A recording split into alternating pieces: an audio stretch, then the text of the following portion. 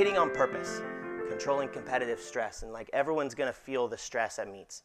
You can't eliminate it, but there's ways to minimize stress. You become stressed when you encounter a situation that you think is too hard for you.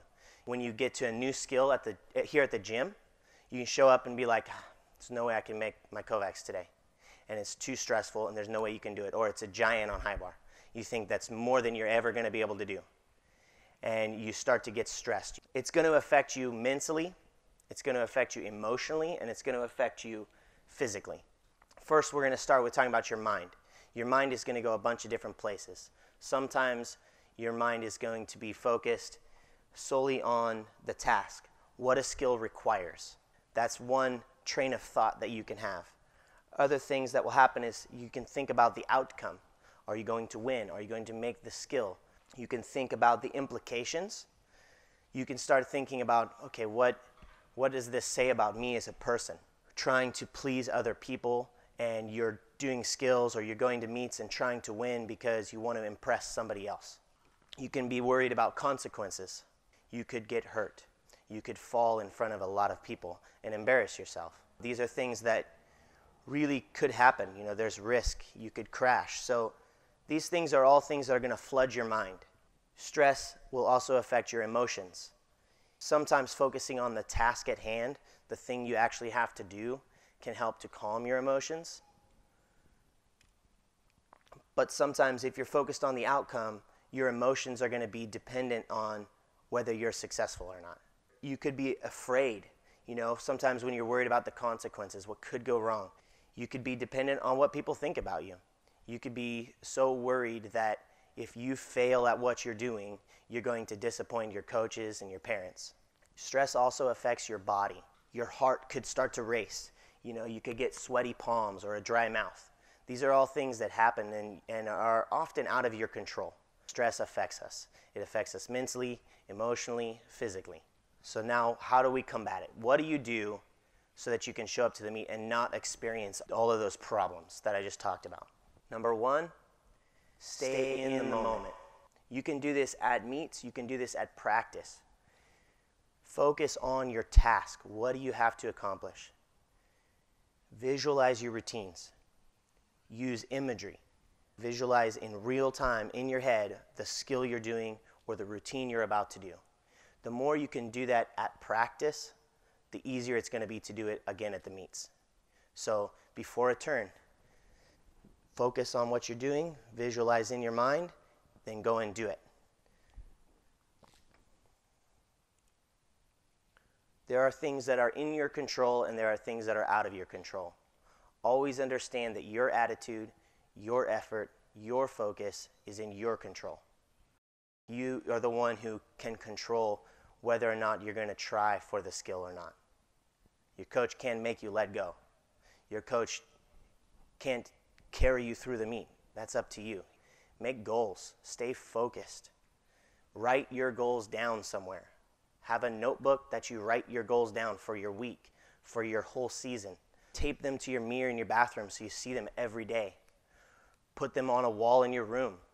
Write stuff down, make goals, and then tell people, tell your coaches, you know, tell some of your friends, hey, I want to make this skill this week, or I want to improve on it. That's a little bit about how to control what's going on in your head and help you stay focused in your mind. So your emotions. When you're at meets, sometimes you have to control kind of like the hype level, how energetic you feel. Maybe you need to separate yourself from a group and go alone and focus and visualize routines and be quiet. And that's what's going to help you prepare best for an event. Maybe you want to hear all of your friends cheering, and that's what's going to help you prepare best. You've got to find your emotional hype level, and it could be different on each event. So for pommel horse, maybe you want to be a little less excited and more calm. Maybe for floor, you want to be very hyped up. Maybe that makes you fall. I don't know.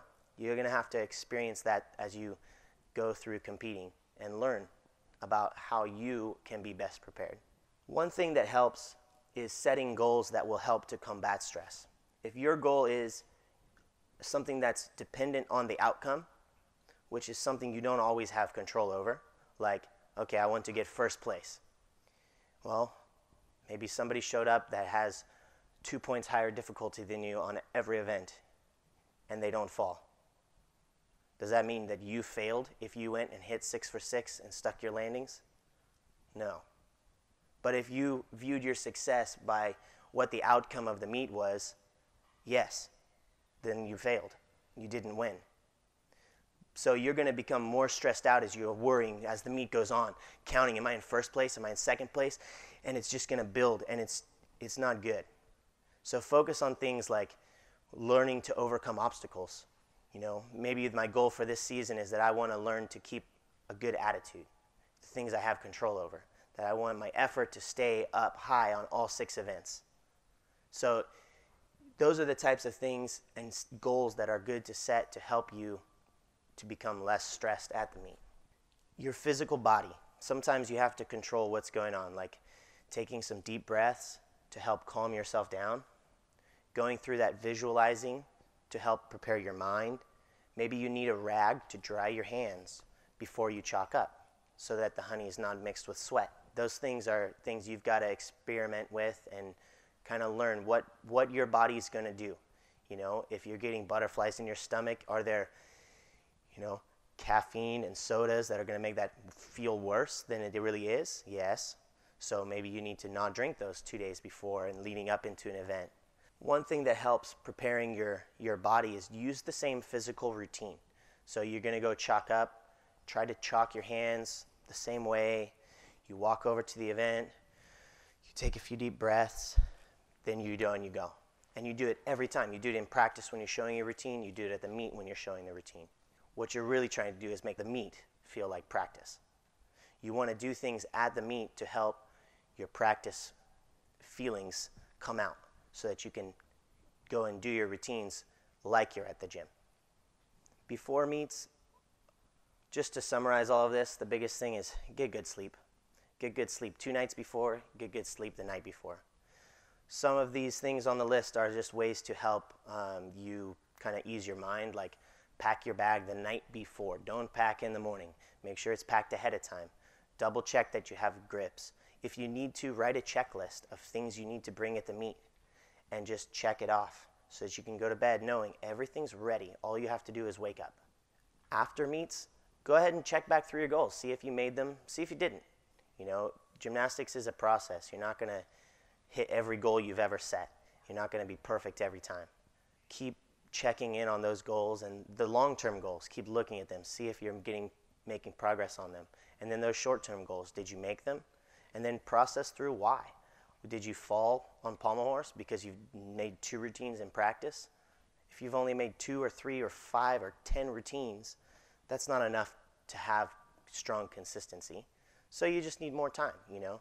And you set it as one of your goals, and you're going to put it back as another goal for your next meet. The number one thing that's going to make you successful is how you practice. The gymnasts who can make their turns matter and make them worth something instead of just going through the motions are the gymnasts that are going to progress beyond other people. So make sure that your turns matter and have a plan, stick to it, and then continue to develop it over time. Good luck out there, guys.